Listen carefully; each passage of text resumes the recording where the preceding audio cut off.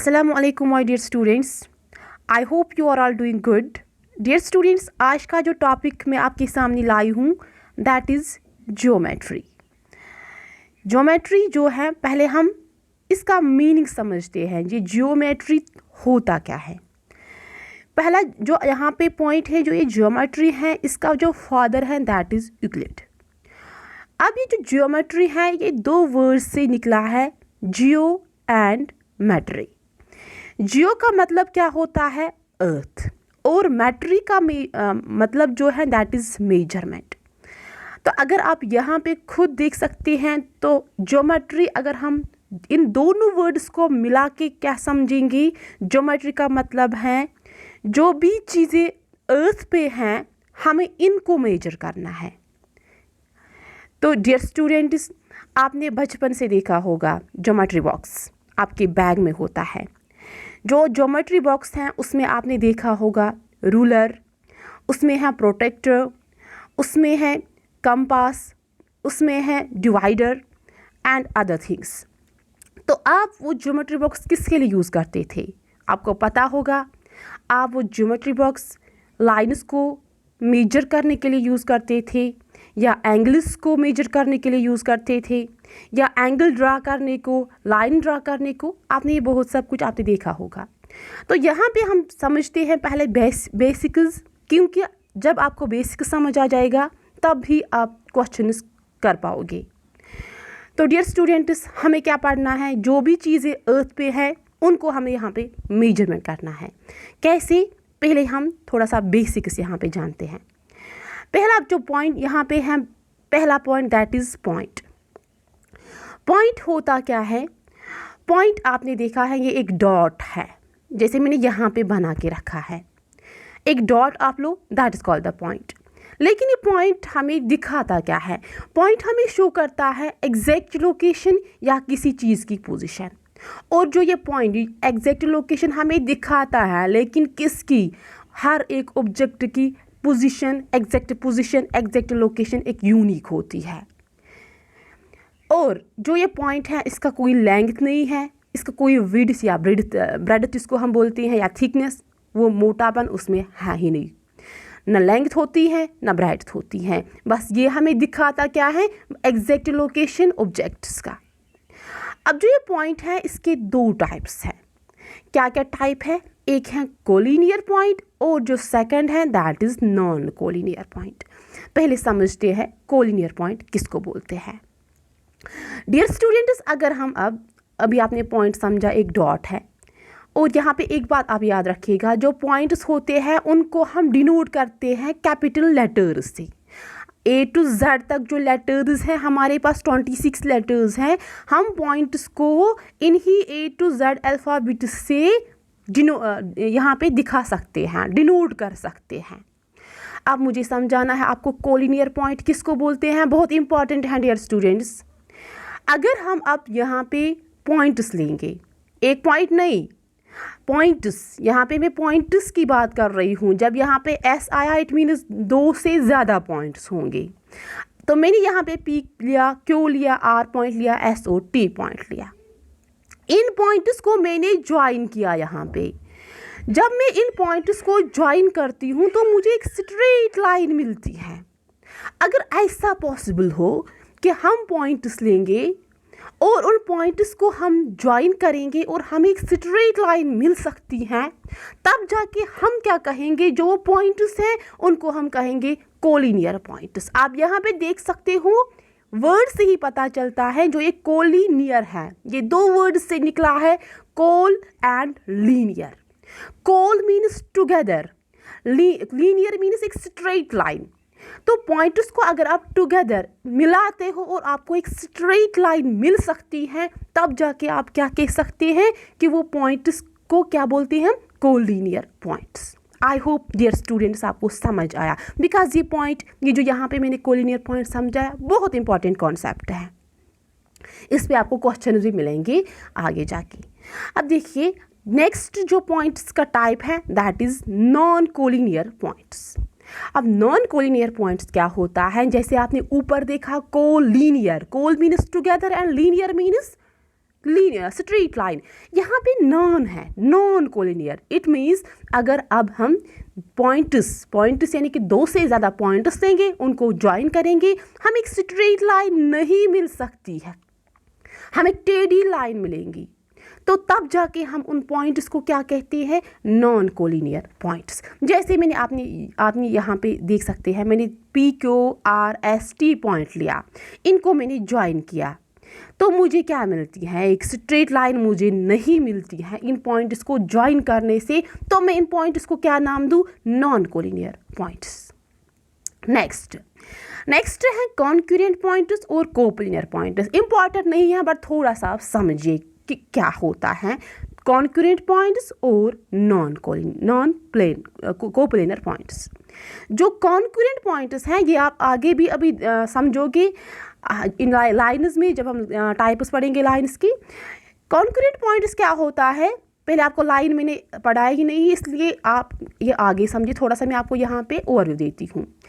अगर हम लाइन्स लेंगे, लाइन्स तो आपने नहीं समझा, अभी मैं समझाऊंगी। लाइन्स को जब हम एक ही पॉइंट से निकालेंगे, तब जाके जो पॉइंट बनता है उसको बोलते हैं कॉन्करेंट पॉइंट। उसके बाद कोप्लिनियर पॉइंट, वो पॉइंट्स जो लाई करते हैं प्लेन पे, चाहे वो 2 डायमेंशनल प्लेन हो, 3 डायमेंशनल प्लेन हो, उन पॉइंट्स को हम क्या कहते हैं, कोप्लिनियर पॉइंट्स। नेक्स्ट जो इम्पॉर्टेंट कंसेप्ट है दैट इज लाइन सेगमेंट और रे, ये ज्योमेट्री जो है इसकी बेस है। तो डियर स्टूडेंट्स, इनको समझिएगा अच्छे से। देखिए लाइन होती क्या है। अब आपको मैंने पॉइंट क्यों समझाया, बिकॉज वो हमें यहाँ पे काम आएगा। देखो कैसे, अगर अब हम सेट ऑफ पॉइंट्स लेंगे, बहुत ज़्यादा पॉइंट्स लेंगे, उन पॉइंट्स को हम ज्वाइन करके हमें एक ऐसे स्ट्रेट लाइन मिलेंगी, लेकिन वो स्ट्रेट लाइन जो है वो एक्सटेंड होगी दोनों डायरेक्शन से। कहाँ तक एक्सटेंड होगी, ये इन्फिनाइट तक, यानी कि कोई अंत नहीं है। यहाँ पे एक लाइन आपको बनती है, लेकिन वो लाइन जो है वो कहाँ तक जाती है, इन्फिनाइट तक। तो इन्फिनाइट तक जाएगी तो मैं एक एरो लगाऊंगी यहाँ से भी और यहाँ से भी। यहाँ पे एरो, जब भी आप एरो देखोगे, एरो का मतलब क्या होता है कि यहाँ पे ना इस साइड कोई एंड पॉइंट है और ना इस साइड कोई एंड पॉइंट है। इट मीन्स ये लाइन कहाँ तक जाती है, इन्फिनाइट तक, एंडलेसली ये जाती है। जो ये लाइन है इसको लेंथ होती है, ऊपर मैंने बताया पॉइंट को ना लेंथ होती है ना ब्रेड्थ होती है, बट लाइन जो है यहाँ पे आप देख सकते हैं, आपने बड़ी लाइन से बनाई है तो लेंथ तो होगी। पॉइंट आपने एक डॉट सा लिया तो वहाँ पे क्या हम लेंथ मेजर करते थे, लेकिन यहाँ पे लेंथ इसको लाइन को होती है, लेकिन विड्थ नहीं होती है। और इम्पॉर्टेंट पॉइंट क्या है, यहाँ पे हम लाइन को मेजर नहीं कर सकते हैं। अगर आप लाओगे भी रूलर या आप लाओगे वो मेजरिंग रॉड, कहाँ तक आप जाओगे, आपकी मेजरिंग रॉड भी ख़त्म हो जाएंगी, लेकिन ये लाइन मेजर नहीं हो जाएंगी, बिकॉज ये लाइन जो है इसका कोई अंत नहीं होता है। नेक्स्ट है लाइन सेगमेंट। लाइन सेगमेंट जो है, लाइन सेगमेंट लाइन से ही निकला है। कैसे, अभी आपने देखा है लाइन का कोई अंत नहीं है। अगर हम उसी लाइन में से थोड़ा सा हिस्सा लेंगे, जैसे मैंने यहाँ पे लिया है, तो यहाँ पे मैंने ए नाम रखा है बिकॉज पॉइंट है, और यहाँ पे बी बिकॉज लाइन तो पॉइंट से ही बनी है। मैंने आपको बताया पॉइंट्स को हम डिनोट करते हैं कैपिटल लेटर से। तो मैंने उस लाइन में से थोड़ा सा हिस्सा एक लिया है, यहाँ पे ये ख़त्म होता है, यहाँ पे भी ये ख़त्म होता है, तो 2 एंड पॉइंट्स लाइन सेगमेंट में होते हैं। और अगर 2 एंड पॉइंट्स है तो इसका अंत है, तो हम इसको मेजर कर सकते हैं रूलर से, मेजरिंग रॉड से एंड सो ऑन। तो आई होप आपको लाइन और लाइन सेगमेंट में कुछ डिफरेंस, कुछ फ़र्क नज़र आई यहाँ पे क्या है लाइन? लाइन का कोई अंत नहीं होता है, नहीं मेजर कर सकते हैं, लेकिन जो लाइन सेगमेंट है, 2 एंड पॉइंट्स होते हैं, इसको हम मेजर कर सकते हैं। रूलर यहाँ पे, रूलर का एक एंड पॉइंट यहाँ पे रखेंगे तो दूसरा एंड पॉइंट तक कहाँ जो लास्ट एंड पॉइंट होगा तो हम मेजर कर सकते हैं यहाँ पे। अब जो नेक्स्ट है दैट इज रे। ये भी आपको लाइन से ही मिला है। कैसे मिला है लाइन से? देखिए, जो ये रे है, रे अगर हम अब उस लाइन का एक साइड से उसको लेंगे तो एक एंड पॉइंट है, लेकिन दूसरे साइड से वो कहाँ तक जाती है? अंत तक। इसका कोई अंत नहीं है, इन्फिनाइट तक जाती है। तो मैं एरो डालूंगी। मैंने अभी बताया एरो का मतलब होता है कि कोई एंड पॉइंट है ही नहीं, ये अंत तक ये उसका कोई अंत ही नहीं है, इन्फिनाइट तक जाती है। तो रे क्या है? रे में एक एंड पॉइंट होता है और दूसरी साइड से कहाँ जाता है? एक्सटेंड होती है एंडलेसली। तो ये इसमें सिर्फ एक ही यहाँ पे एंड पॉइंट होता है। उस एंड पॉइंट को हम कहते हैं, इंपॉर्टेंट है, उसको बोलते हैं इनिशियल पॉइंट। अब ये क्वेश्चन है, क्या हम रे को मेजर कर सकते हैं? अरे कहाँ करेंगे, यहाँ तो ये एंडलेसली जाता है, इन्फिनाइट तक जाता है। हम यहाँ पे रूलर का एक अंत रख सकते हैं, लेकिन दूसरी साइड से कहाँ ले जाएंगे? तो इसको भी हम मेजर नहीं कर सकते हैं। आई होप आपको ये तीनों कंसेप्ट समझ आए होंगे। उसके बाद है टाइप्स ऑफ लाइन्स। अब यहाँ पे जो लाइन आपने पढ़ा है, इसकी 2 टाइप्स है, स्ट्रेट लाइन, कर्व लाइन। वो यहाँ पे ज़्यादा इम्पॉर्टेंट नहीं है। तो आप देखिए यहाँ पे टाइप्स ऑफ लाइन्स जो इम्पॉर्टेंट हैं। अब हमें यहाँ पे क्या पढ़ना है? टाइप्स, किस्में, किनकी? लाइन्स की। जो पहला टाइप है that is parallel lines. Parallel lines क्या होती है? यहाँ पे लाइन्स की बात हो रही है। अभी मैंने आपको ऊपर लाइन समझाया, बट यहाँ पे लाइन्स इट मीन्स प्लूरल है। तो हम 2 से ज़्यादा लाइन्स को ले सकते हैं। तो मैंने यहाँ पे 2 लाइन्स लिए हैं। लाइन्स मीन्स जिनका कोई अंत पॉइंट ना हो। तो अगर मैंने ये 2 लाइन्स लिए, ऐसे मैंने लाइन्स लिए कि ये कभी मीट नहीं हो जाएंगे, कभी इंटरसेक्टेड नहीं हो जाएंगे आपस में। या इतना ही नहीं है, जो यहाँ पे ये 2 लाइन्स हैं, इनके बीच में जो डिस्टेंस है, हर किसी पॉइंट पे वो सेम होनी चाहिए। तब जाके हम उन लाइन्स को क्या कहेंगे? Parallel lines. क्या आपने समझा? पैरेलल लाइन्स 2 लाइन्स अगर हम लेंगे, अगर वो किसी भी जगह पे इंटरसेक्ट मीट नहीं करेंगे आपस में, और उनके बीच में जो डिस्टेंस होती है वो हर किसी पॉइंट पे सेम इक्वल होना ही चाहिए।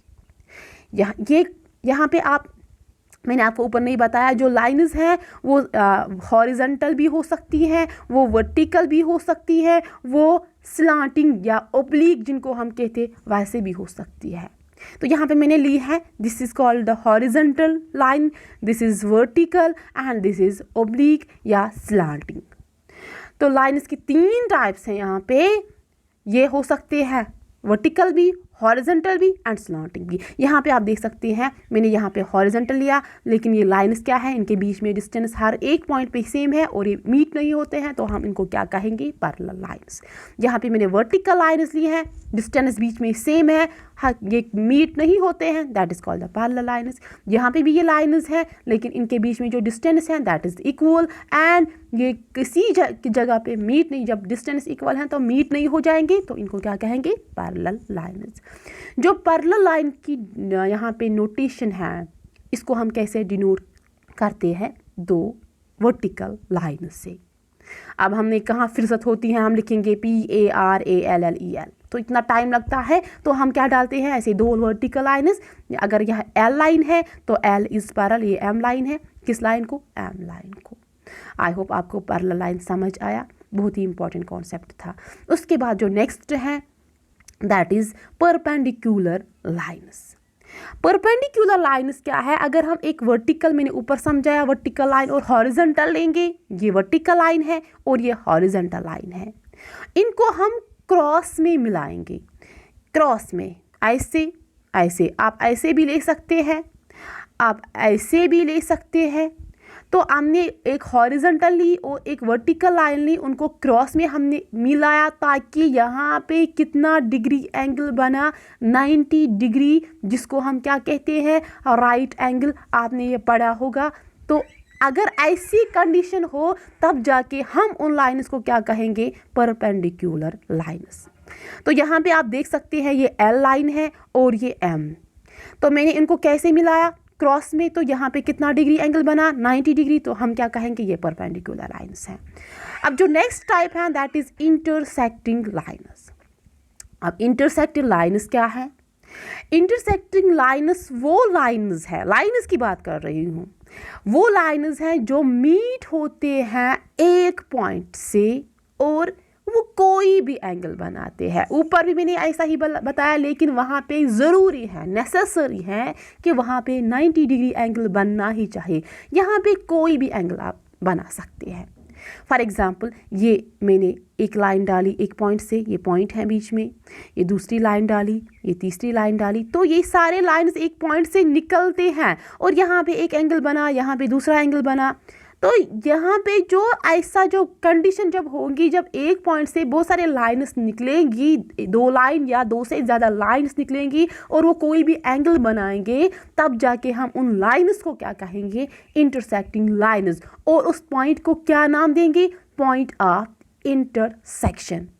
Okay, next. अब जो हमारा नेक्स्ट लाइन्स आपको समझ आया, अब जो नेक्स्ट कंसेप्ट है दैट इज एंगल। एंगल क्या है, मैंने आपको ऊपर रे समझाया, तो उसी से ये एंगल भी निकलेगा। कैसे? जब हम 2 रेज लेंगे, व्हेन 2 रेज कंबाइन, मैंने यहाँ से ए बी रे ली, रे मीन्स एक ही एंड पॉइंट है, और यहाँ से मैंने दूसरी रे ली, लेकिन ये दूसरी रे जो मैंने ली उसको मैंने कैसे लिया, उसको मैंने जो पहली रे है उसका जो इनिशियल पॉइंट है, उसी के इनिशियल पॉइंट से मैंने दूसरी रे को से भी लिया। यानी कि यहाँ पे एक वर्टिक्स बना, that is called common vertices यहाँ पे बना। तो एक वर्टिक्स से मैंने 2 रेज को ऐसे ड्रॉ किया, तो यहाँ पे बीच में एक गैप बनती है, देख सकते हैं आप यहाँ पे, उसी गैप को बोलते हैं एंगल। ओके, यही मैंने यहाँ पे लिखा अंग्रेजी में, जब हम 2 रेज को कंबाइन करते हैं विद कॉमन एंड पॉइंट, उनका एंड पॉइंट जो है वो कॉमन सेम होना, दोनों का एक ही होना चाहिए, तो वहाँ पे गैप बनती है, उस गैप को बोलते हैं एंगल। अब यहाँ पे आप देखो, ये जो ये एंगल है, इसको मैंने ये पहले रे ली, उसको बोलते हैं इनिशियल साइड, और जो सेकेंड रे ली उसको बोलते हैं टर्मिनल साइड। ये वर्टिक्स है इसका, और यहाँ पे गैप बनी, ये एंगल है। जो ये ए सी और ए बी हैं, इनको हम साइड्स भी कह सकते हैं, इनको हम आर्म्स भी कह सकते हैं। और जो ये एंगल है, एंगल को हम कैसे मेजर कर सकते हैं, डिग्रीज में। जो आपके ज्योमेट्री बॉक्स में वो प्रोटेक्टर होता है, उसी से हम एंगल को मेजर करते हैं। लाइन सेगमेंट इसको कैसे करते हैं, रूलर से, जिसको आप स्केल बोलते हो। लेकिन जो यहाँ पे एंगल है, इसको हम किससे मेजर करेंगे, प्रोटेक्टर से। और इसका जो यूनिट है दैट इज डिग्री। रेडियन भी है, लेकिन वो हम यूज़ नहीं करते हैं, हम ज़्यादातर क्या जो कॉमन जो मेन यूनिट है that is the degree. Okay, और एंगल की जो नोटेशन है दैट इज दिस, ऐसे। ओके, अब next types of angles.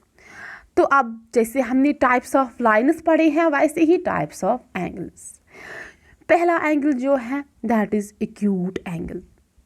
Acute angle क्या है, अगर आप अभी आपके पास कोई एंगल बना के होगा, आपने प्रोटेक्टर लाया और आपने इस प्रोटेक्टर के जो सेंटर है, सेंटर में एक बेस लाइन होती है, बेस लाइन को आपने इसके साथ मिलाया, फिर आपने देखा यहाँ पे प्रोटेक्टर से उसमें 2 स्केल्स होती हैं। अब प्रोटेक्टर अगर आपके पास सामने है तो आप निकालिए, इसमें 2 स्केल्स होती हैं, एक है इनर स्केल 0 to 180 तक, दूसरी है आउटर स्केल, वो भी 0 to 180 तक। एक लेफ्ट ऐसे आती है 0 से 180 और एक ऐसे आती है क्लॉकवाइज और एंटी क्लॉकवाइज।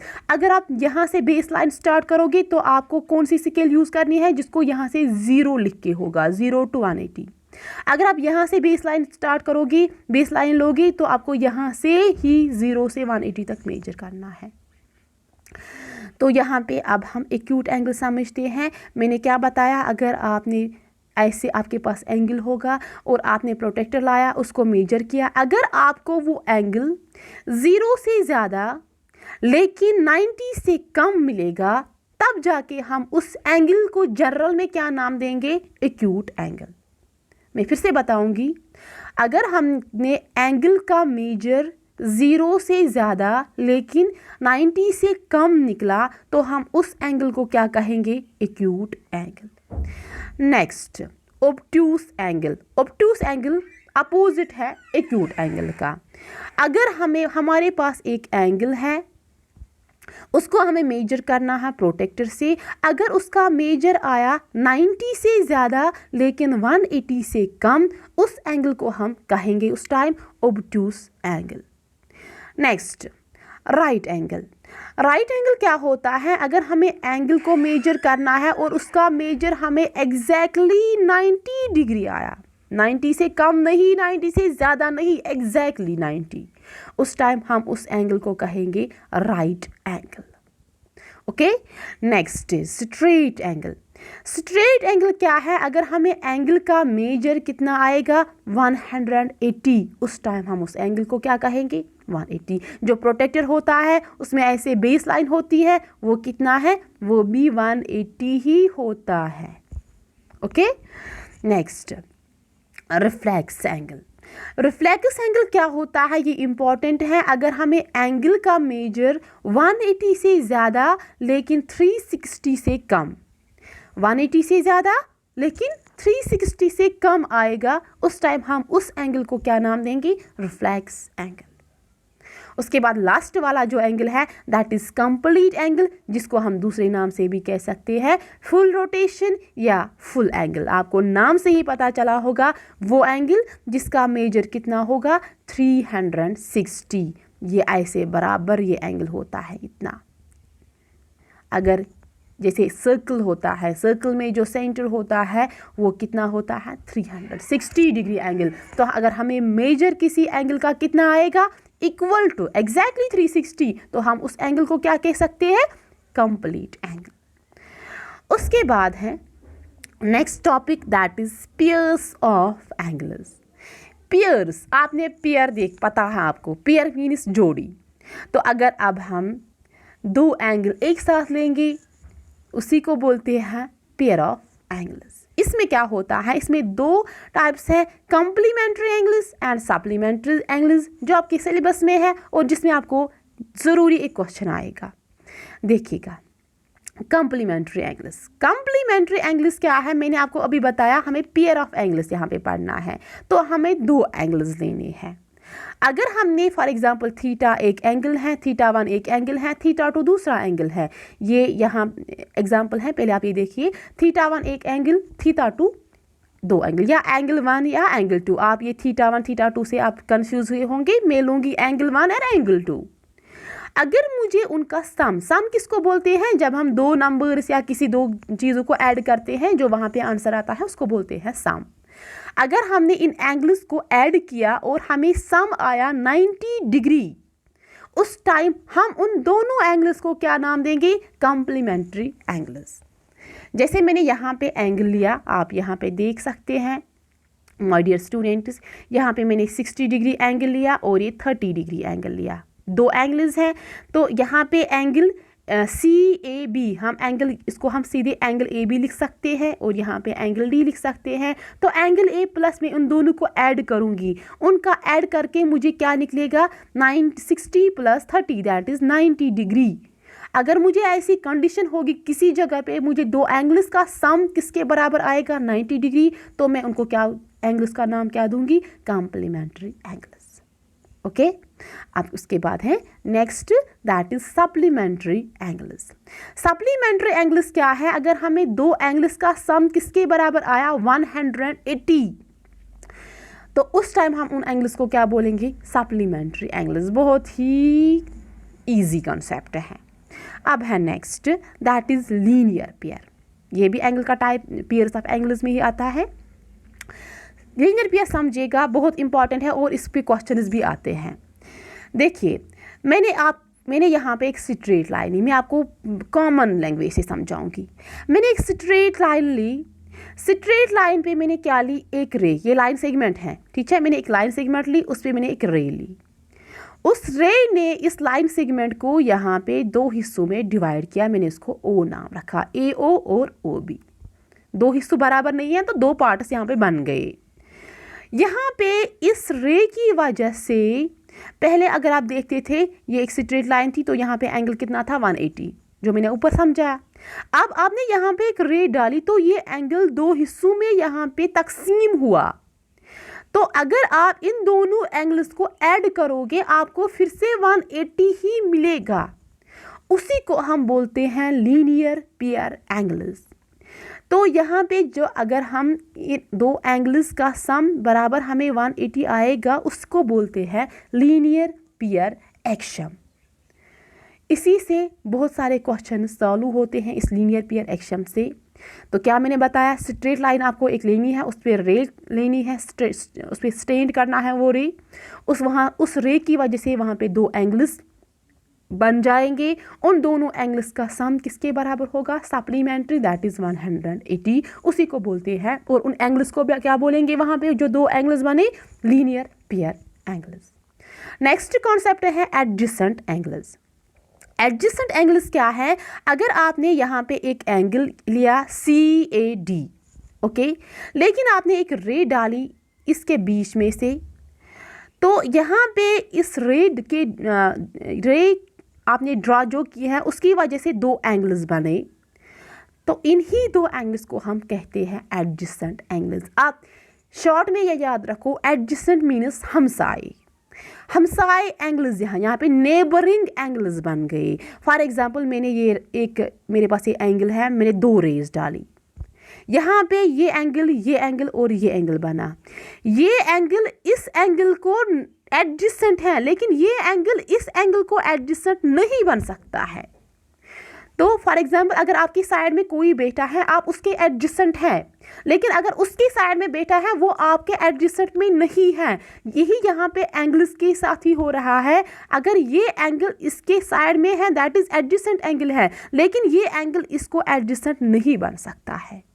तो यही मैंने यहाँ पे लिखा है, दो एंगल्स को जब हम कनेक्ट करते हैं एक कॉमन आर्म से जो यहाँ पे AD है, और उनको एक कॉमन वर्टिकस होगा जो यहाँ पे A है, वहाँ पे जो एंगल्स बनते हैं उनको कहते हैं एडजेसेंट एंगल्स। उसके बाद है vertically opposite angles. Vertically opposite angles क्या है, अगर हम जो मैंने आपको ऊपर समझाया, दो लाइन्स लेंगे, उनको इंटरसेक्ट करेंगे एक पॉइंट से, वो निकलेंगे, तब जाके वहाँ पे यहाँ पे एंगल्स 4 बनते हैं, देख सकते हैं आप। जो ये एंगल है उसका अपोजिट ये वाला एंगल है, उन्हीं एंगल्स को हम कहते हैं वर्टिकली अपोजिट एंगल्स।